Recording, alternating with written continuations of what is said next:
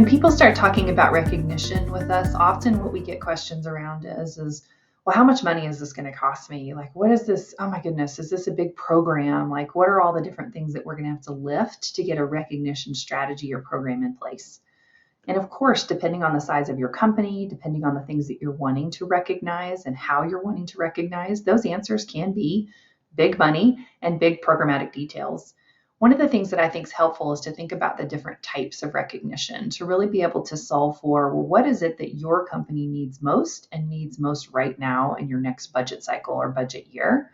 And so one of the things to think about is individual versus team recognition versus organizational focus in terms of appreciation. So for individual recognition, one of the things to think about is how are you enabling your leaders to do this in a real-time way? So even if you're a 20-person company and you have 3 or 4 leaders, what have you already told them? Hey, it's totally fine for you to, buy a small gift for an employee that you think has hit this mark or that mark. Just send it via reimbursement. Here's the budgeted dollar amount. Make sure that you don't go over this, right? Expectations are clear then for the leader. They know that they can do that once a year. You maybe told them they can do it twice a year. So that's important.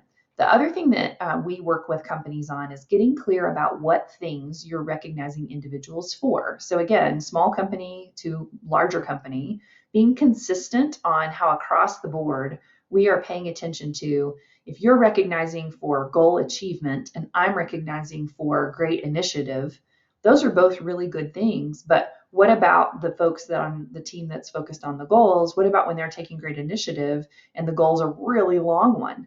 They might want and look across the aisle and say, gosh, they're getting recognized for just working really hard at this and taking some risks and thinking outside the box. I wish my leader would spend some more time recognizing me in those small ways too. So that starts to happen and it creates churn in an organization, which of course is going to impact your overall morale and your retention. So considering how you're being equitable, and I think this doesn't have to be super complicated. It can say, hey, let's get our group of leaders together, or in many groups that are larger, we get a subset of group of leaders together, and we say, what are the things that we want to promote? Like, what are the things that we want people to continually repeat? What are the things that we think are unique about how we work at this organization that we want to make sure that people, when they do it, but they see that we're recognizing and valuing it? That then becomes the characteristics list, the eligibility requirements, if you will, of individual recognition. So you pair the consistent characteristics with the ability for your leaders to know what they have available to them.